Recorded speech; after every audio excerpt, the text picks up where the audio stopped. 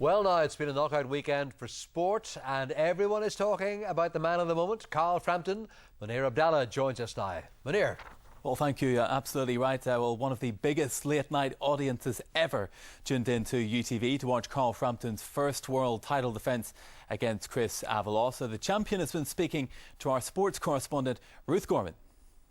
He's the man of the moment. He's still the IBF World Super Bantamweight champion. Carl Frampton joins me now. Carl, thanks for joining us. What about that fight? Have you watched it back yet? I watched it back last night for the first time, and I was very, very pleased with how it went. Yeah, you were very impressive. We'll talk to you about it again in a moment, but first we'll look back at the action from Saturday night.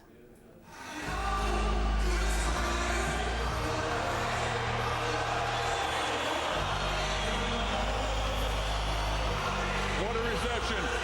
It was Carl Frampton's fifth fight in the Odyssey Arena, and it was the loudest one yet. 9,000 fans raised the roof when the famous words from MC Michael Buffer were announced.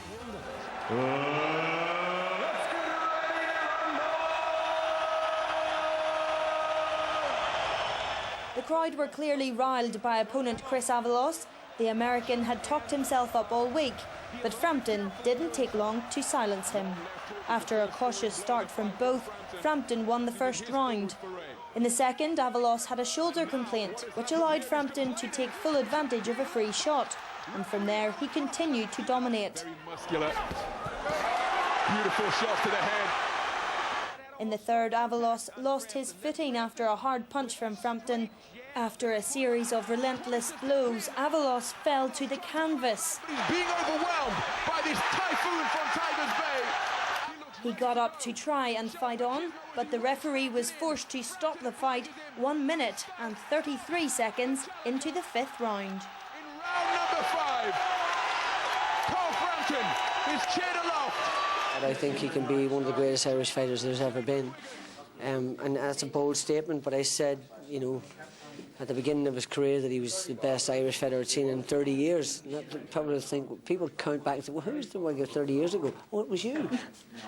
This kid's better than me, way better than me. And so we want now to move on to unification fights, and Quigg was there tonight, and he's a nice kid, and we'd like to get it together with him. Would you like to come to Belfast to fight him? Listen, I'll come to Belfast. And he'd come to Manchester. It doesn't matter where the fight is. But listen, I'd love to come to Belfast and silence all these Belfast fans. It is Carl Frampton who takes the applause of this Belfast crowd. Carl, when you watched the fight back, what did you think? I thought it was good. I was happy with the performance. I made a very good fighter. He's top 5 in the world fighter. I made him look ordinary, but I was happy with how I dealt with him. Yeah, you did make it look easy. What was it like in the ring? Genuinely felt easy enough in there. I felt comfortable. I felt like I could see everything that was coming. He seemed very slow to me. He wasn't a fast puncher at all. He a wee bit awkward at times. He had a big long reach, but no, it was. I felt okay in there. He came very arrogant from the start, really. Do you think that went against him on the night? No, I don't think so. I think he was just trying to. It's a bit of bravado, really, and he's trying to make it look like he doesn't care about the crowd or anything. But it got to him. It definitely got to him, that atmosphere. And from as early as the second round, he was making excuses about the arm and stuff. And I knew he didn't want to know a lot. Once I started hitting him, he didn't want to know, and he wanted to get out.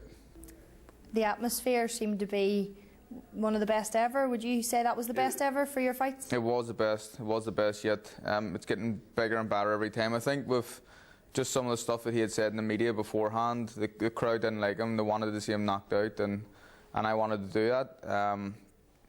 But that atmosphere is going to be hard to beat. That was unbelievable.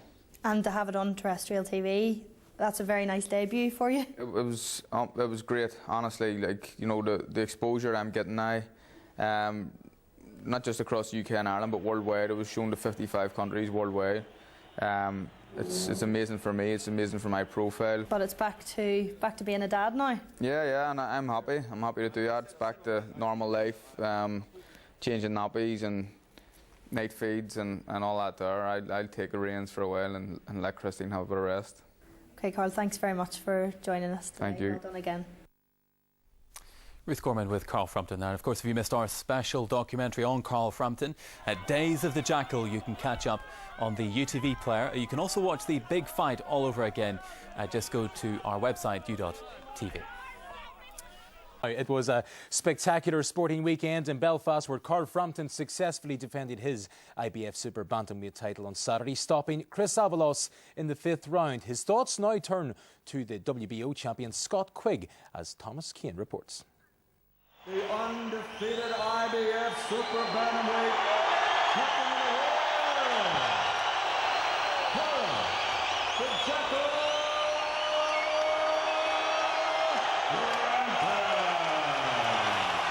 The hometown fans demanded a Frampton victory.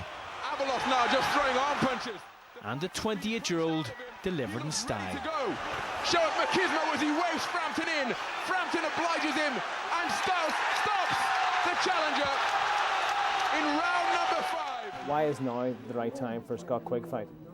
It should have happened a long time ago, and it's been brewing. It's just, this is the time. It has to happen now. You know, I'm a world champion.